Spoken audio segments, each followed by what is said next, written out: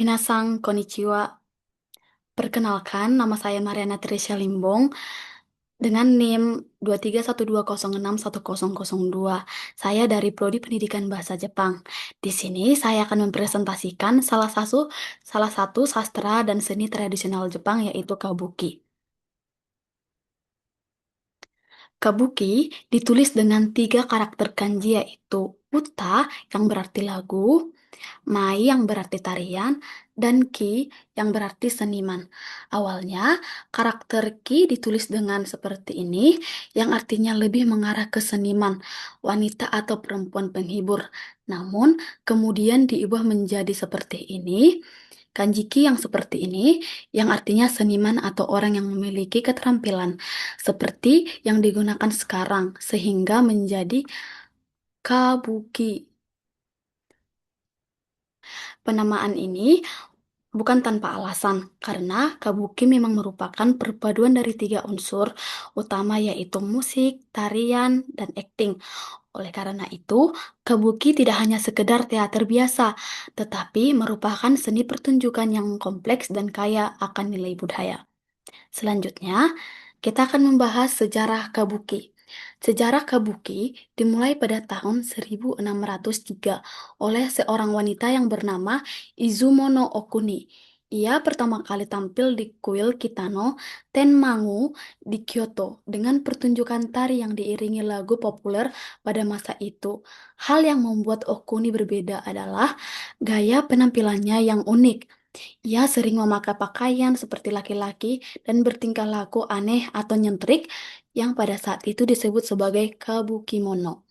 Dari sinilah istilah kabuki mulai dikenal sebagai bentuk seni tidak biasa dan cenderung berbeda dari norma. Seiring waktu, pertunjukan kabuki menjadi sangat populer di kalangan masyarakat.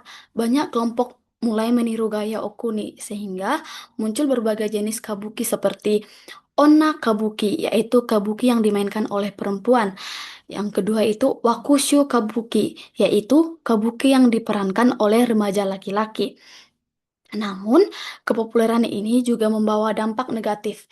Pemerintah Keshogunan Tokugawa menganggap pertunjukan tersebut melanggar norma moral karena sering dikaitkan dengan hiburan dewasa. Akibatnya, pada tahun 1629, perempuan dilarang tampil dalam kabuki. Kemudian, pada tahun 1652, pertunjukan oleh remaja laki-laki juga dilarang. Sebagai gantinya, muncul Yaro Kabuki, yaitu kabuki yang dimainkan oleh pria dewasa saja. Menariknya, dalam sistem ini, aktor laki-laki juga memerankan tokoh perempuan yang kemudian dikenal dengan istilah Onagata.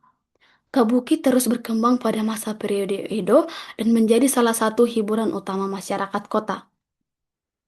Dalam perkembangannya, kabuki menjadi 2 bentuk utama. Yang pertama itu kabuki odori yang lebih menekankan tarian dan musik. Yang kedua itu kabuki geki yang lebih fokus pada cerita dan drama.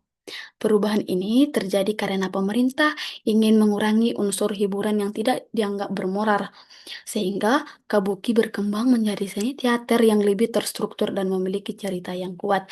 Di sini saya sudah menampilkan gambar dari tokoh utama yaitu Izumono Okune.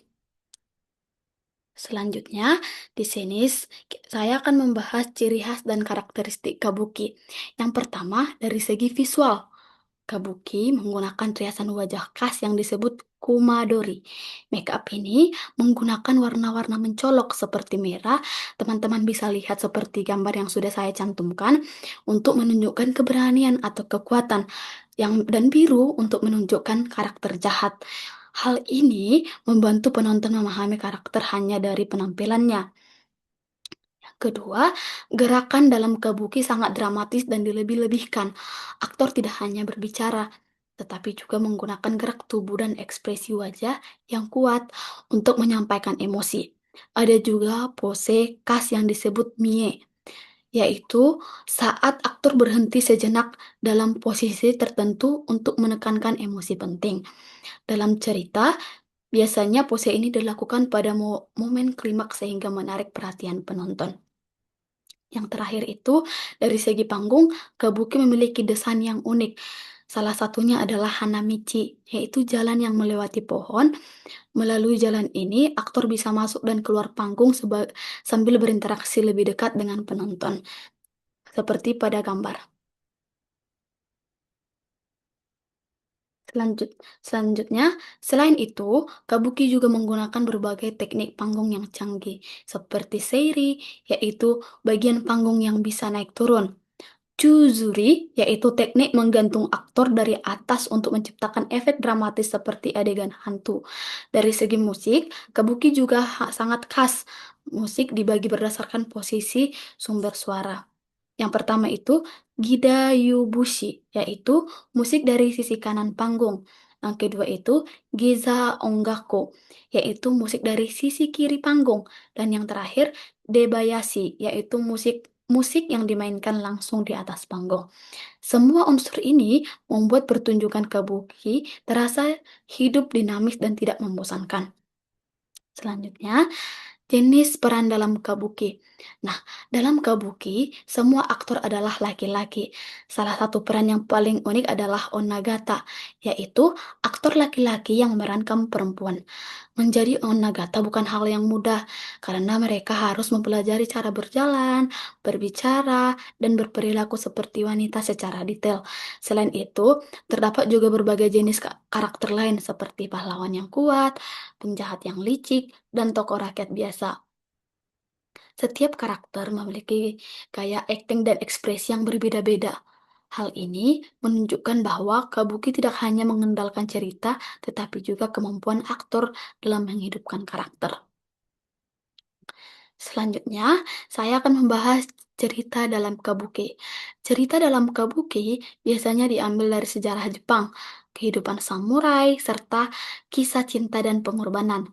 Salah satu contoh cerita terkenal adalah Kanadehon Chushingura yang menceritakan tentang kesetiaan para samurai terhadap tuannya. Selain itu, ada juga cerita yang menggambarkan kehidupan masyarakat biasa, konflik keluarga, hingga kisah kejahatan. Mulai cerita-cerita tersebut, Kabuki tidak hanya memberikan hiburan, tetapi juga menyampaikan nilai-nilai moral seperti kesetiaan, keberanian, dan pengorbanan. Selanjutnya, Kabuki di zaman modern.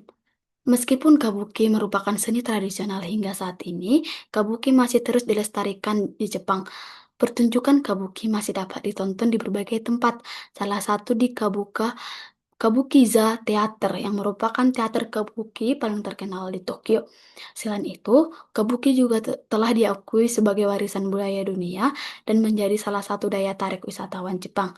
Bahkan, saat ini kabuki juga mulai diperkenalkan melalui media modern seperti film dan siaran televisi, sehingga dapat dinikmati oleh generasi muda. Baik, kita sudah sampai kepada kesimpulan. Nah, kesimpulan dari presentasi saya kali ini yaitu kabuki merupakan seni pertunjukan tradisional Jepang yang menggabungkan unsur lagu, tarian, dan akting dalam satu kesatuan yang harmonis. Kabuki tidak hanya berkembang dari sejarah panjang sejak zaman periode Edo, tetapi mengalami berbagai perubahan menjadi bentuk seni yang kita kenal sekarang.